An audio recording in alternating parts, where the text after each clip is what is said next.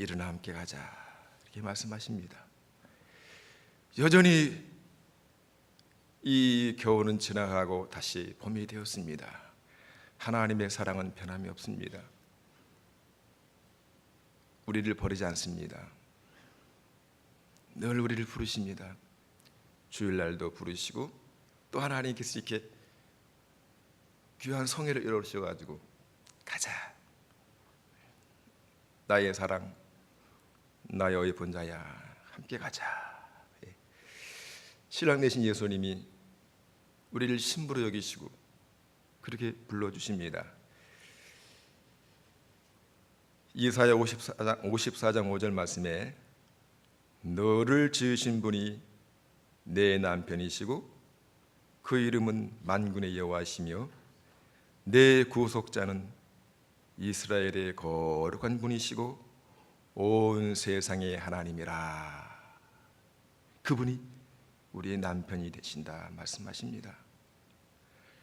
그리고 고린도후서 11장 2절 말씀에 내가 하나님의 열심으로 너희를 위하여 열심을 내고 있으니 나는 너희를 정결한 처녀로 한 남편인 그리스도께 드리려고 정혼시켰다. 제가 사용하는 성경은 바른 성경입니다. 좀 다르죠? 예.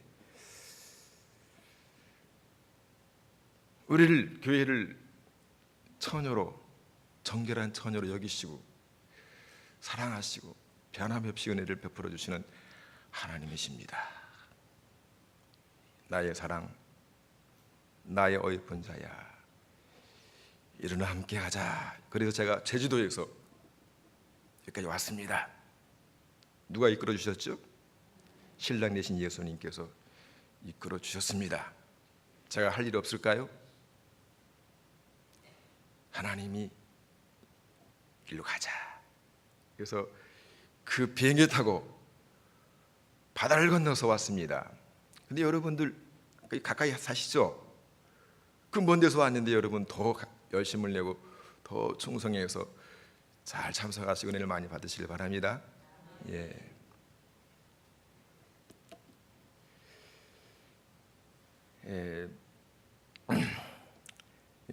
새벽 시간은 짧게 끝내야 되는데요. 제가 말 요령이 없어가지고 하던 말을 또 하게 되고 잘 못해 죄송합니다.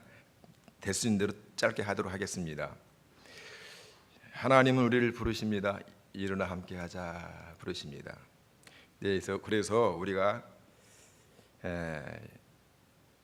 신랑 되신 예수님과 어떻게 하면 함께 갈 수 있을까? 그래서 세 가지로 정리했습니다. 본 말씀 보면은요. 먼저는 여기 11절 말씀 보니까요. 겨울도 지나고 비도 그쳤고 지면에는 꽃이 피고 새가 노래할 때가 이르렀는데 비둘기의 소리가 우리 땅에 들리는구나. 첫째, 우리가 하나님과 함께 가려면은 첫째는 참 남편 대신 예수님께 돌아와야 합니다. 관계가 회복되어야 됩니다. 에레미야 3장 14절 말씀에 돌아오너라 나를 배역한 자식들아, 여호와가 말한다. 이는 내가 너희 남편이기 때문이다. 에레미야 3장 20절 말씀에 참으로 이스라엘 백성아, 내가 남편을 배반하고 떠나는 것처럼 너희가 나를 배신하였다. 여러분, 이 관계가 회복되어야 됩니다. 그래 함께 할 수 있죠. 지금 큰 문제가 뭐냐면 관계가 지금 틀어졌다는 것입니다. 성경에는 이 부부관계를 어떻게 표현하냐면요, 제가 나름대로 생각을 했는데 사랑으로 맺은 관계입니다.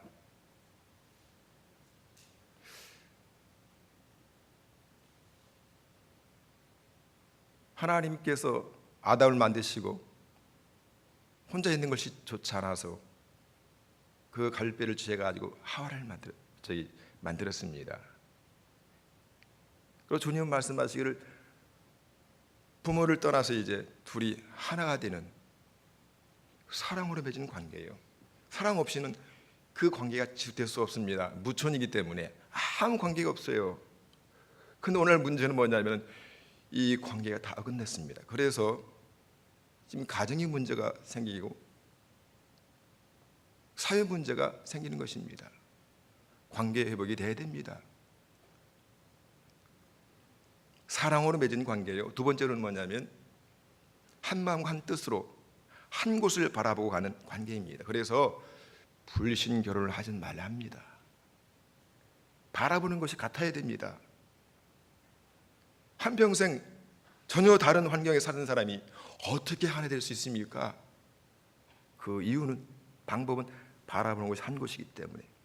머리를 누구로 삼고 있죠? 예수님을 머리로 삼고 살아야 해요. 살아야 됩니다. 바라보는 것은 천국을 바라봐야 됩니다. 그래야 이 관계가 회복될 수 있습니다. 근데 남편은 다른 여자 바라보고 아내는 다른 남자 바라보면 되겠습니까? 그리고 세 번째로는요, 함께 서로 연합해 가지고 하나를 이루는 관계입니다. 전혀 모르는 사람들이 둘이 모여서 함께.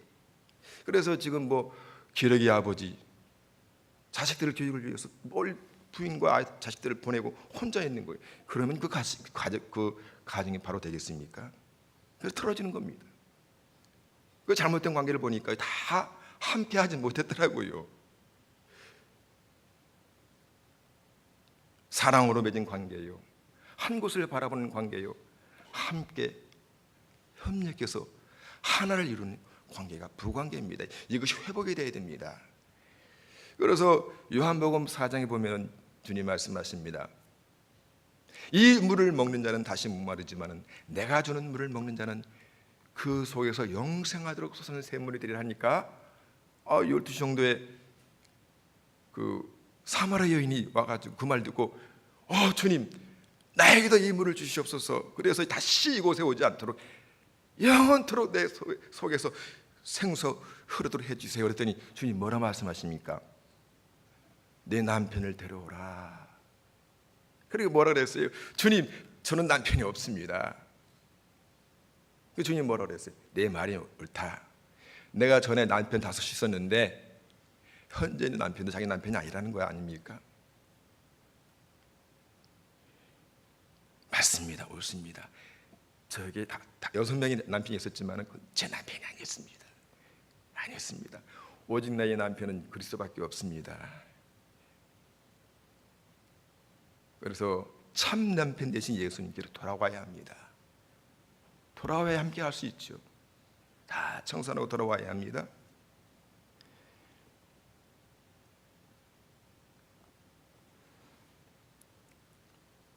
그래서 하나님께서 이번에 근본 성의를 통해서 하나님을 회복시켜 주려고 남편 대신 예수님과 신부되는 성도가, 교회가 회복하기 위해서 하나님이 좋은 기회를 하나님 허락하셨습니다. 그런 좋은 기회로 여러분 삼으시길 바랍니다. 나의 사랑, 나의 분자야, 이를 함께 하자. 여러분 찬송가 102장에 뭐라고 기록되어 있습니까? 이 세상 부귀, 명예, 행복보다 내 남편 대신 예수님이 더 좋아요. 더 좋습니까? 여러분, 어제 오후에 그 부자가 속고 살았죠. 뭘 속고 살았습니까? 세상 부귀 영화가 자기 행복을 줄 줄 말았답니다. 그런데 그는 죽음을 피하지 못하고 하나님의 심판을 피하지 못했습니다. 여러분, 우리의 진정한 남편은 예수님이십니다. 그 예수님은 변함이 없습니다. 여러분, 관계 중에 가장 먼저 된 관계가 어떤 관계냐면 부관계입니다. 하나님이 창세기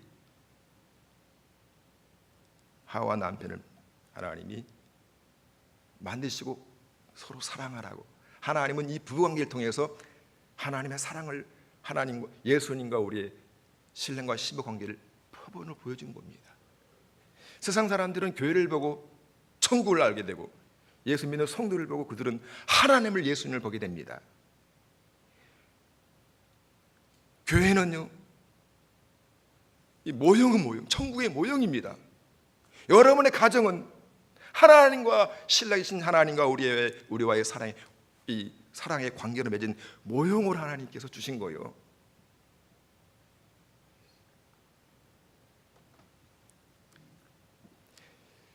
그리고 마지막에 요한계시록 보게 되면은 주님이 19장 21장에 보게 되면은 새 예루살렘이 내려오는데 마치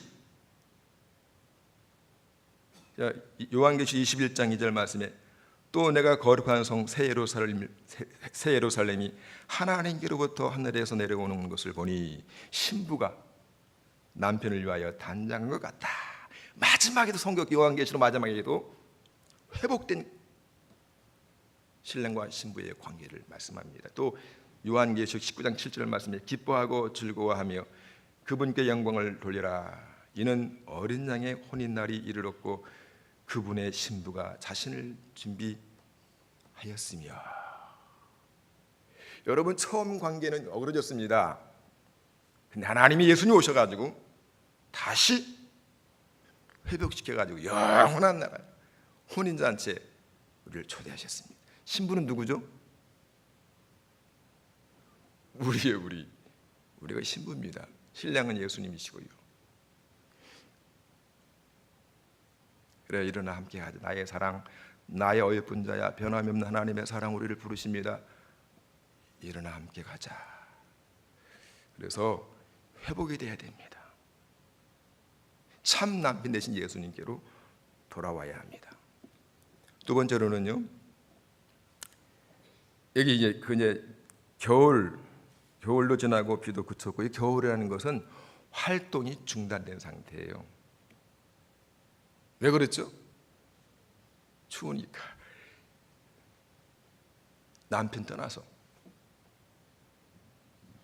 참 남편 대신 예수님을 떠나면 겨울이요 비입니다. 그 당시에 일하는 사람도 비가 오면 중단됩니다. 겨울에는 일할 수 없어요. 활동이 중단된 상태입니다. 그래서 일어나자.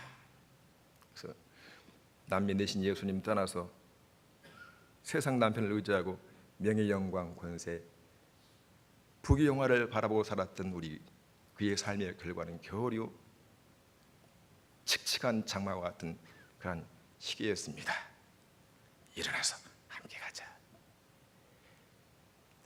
그래서 제가 첫째 제목을 참 남편 대신 예수님께 돌아오자. 그리고 두 번째로는요, 12절에 지면에는 꽃이 피고 새가 노래할 때가 이르렀는데 비둘기의 소리가 우리 땅에 들리는구나. 무화과나무에는 푸른 열매가 익었고 포도나무는 꽃을 피워 향기를 통하는구나. 나의 사랑, 나의 어여쁜 자야, 일어나서 함께 가자. 우리 이병기 목사님 강에서 보면은요, 이 산비둘기는 은혜와 진리 역사. 모세는 우리에게 율법을 가져왔지만은 예수님 우리에게 올 때 뭘 가져오셨냐면은요, 요한복음 1장에 보면은 은혜와 진리를 가져왔습니다. 이제 우리를 어떻게 인도하냐면 은혜와 진리로 우리를 인도하십니다. 신랑은 안 보여요. 임마누엘 하나님은 영원히 계시지만은 그분 영적으로 하나님 은혜와 진리로 우리를 인도하십니다. 그래서 은혜와 진리를 인도하시는 그 신랑을 따라서 어디든지 따라가야 합니다.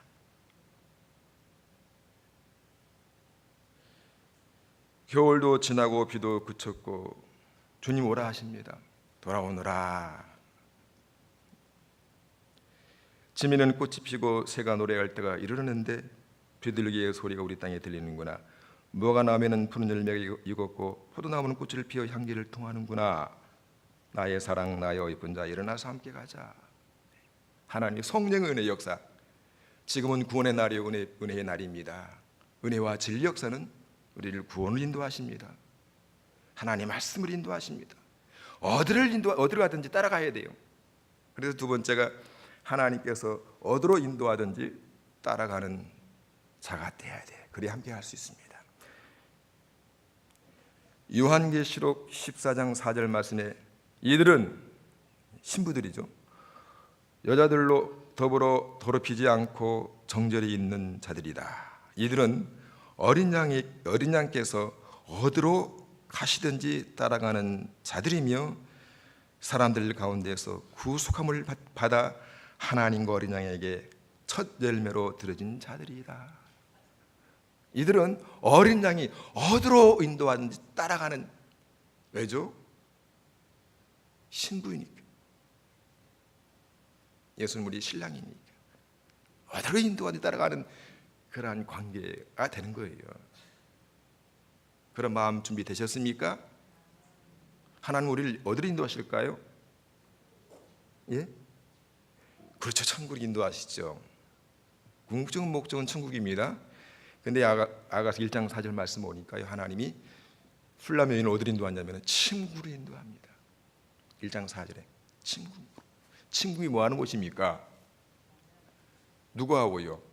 신랑과 신부가 사랑을 나누는 은밀한 장소입니다. 왕궁으로 인도합니다. 솔로몬 왕이 왕궁에 살지 않습니까?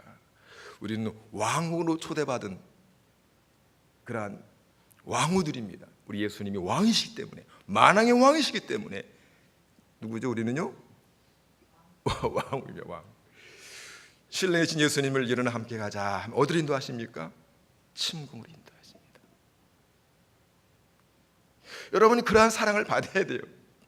그래야 한량없는 하나님의 은혜를 받아서 은혜와 감사와 감격으로 이 세상 모든 어려움, 시험, 혼란을 이겨나갈 수 있는 겁니다. 남편의 사랑을 받아야지 세상 남자들 부러워하지 않지. 그리고 예수님 어디로 인도하십니까? 2장 4절 말씀 보니까, 아가서 2장 4절 말씀하니까 보니까요, 잔치집으로 인도하시더라고요. 신약교회는 잔치집과 같습니다. 예수님께서 첫 이적을 행하신 데가 가나 혼인잔치에서 이적을 행하셨습니다. 이적을 행하는 곳을 인도하십니다. 하나님의 교회를 인도하십니다. 잔치집으로 인도하시더라고요. 세 번째는 보니까요, 3장 4절 말씀 보니까 어머니의 집, 곧 나를 잉태한 집으로 인도하십니다. 어머니의 집, 구속의 사랑 아닙니까? 나를 잉태했다는 것은 중생, 영혼의 부활, 처음 사랑으로 인도하십니다. 여러분 살다 보면은요, 사랑 다 잊어버려요. 처음 사랑, 첫사랑이 어디 있어? 그래서 병이 드는 겁니다. 우리가 처음 만나서 사랑했던 그 관계가만 유지된다면 절대 깨지 않을 겁니다. 근데 뭐 1년, 2년, 3년 살다 보니까 이제 그 사람이 그 사람 같고 그래요. 근데 하나님 우리를 어머니의 집, 나를 잉태한 곳으로 인도하십니다. 사랑하자. 처음 사랑을 계속 하나님이, 예수님이 부어주십니다. 또 어디로 인도하십니까? 4장 8절 말씀 보니까요, 사자굴 표범산을 인도하시더라고요. 예. 사자굴 표범산이 데려갑니다. 왜 그럴까요? 실력이 있는 신부 만들기 위해서, 능력 있는 자로 만들기 위해서. 남편이 되신 예수님은 딱 붙잡고 그냥 떨어지면 안 되는 겁니다. 뭐 사자 표범들이 있기 때문에 하나님만 의지하라고, 예수님만 의지하라고, 남편만 사모하라고 하나님이 사자굴로, 표범산으로 우리를 데리고 다닙니다. 여러분을 연단시키시고 훈련시키는 거예요. 고난을 주시는 것은 왜요? 신랑만 바라보라고, 사모하라고. 그걸 이해하셔야 됩니다. 그래 시험에 안 들어요. 그리고 요한계시록 7장 17절 말씀 보니까 생명수 샘으로 인도하십니다. 이거 한번 읽어봐야 되는데 찾아가서 한번 읽어보세요. 생명수 샘으로 인도하십니다. 거기서 우리를 위로해 주시고 우리 눈물을 다 닦아주십니다. 너 수고했다. 남편이 알아줘요. 인정해줘요. 여보, 내가 당신 사랑을 알지. 수고 많이 했어. 할 때 그 부인들은 모든 그 어려운 이런 거 다 잊어버립니다. 그런 위로를 받아야 합니다. 우리는 하나님이 그를 인도하십니다. 나의 사랑, 나의 예쁜 자야, 일어나 함께하자.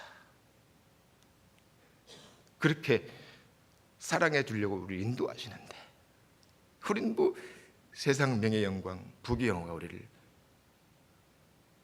참된 행복을 인도해 줄 줄 알고 아직도 깨닫지 못하고 그렇게 참 남편 되신 예수님을 버리고 멀리 떠났던 우리의 지난날의 삶이 아니었던가 돌이켜봤을 때 너무나 부족하고 죄송스럽고 부끄러움밖에 없습니다.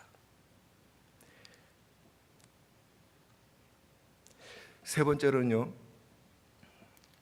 14절 말씀에 바위 든당 떨어지 은밀한 곳에 있는 나의 비둘기야, 내가 내 얼굴을 보게 하라. 내 소리를 듣게 하라.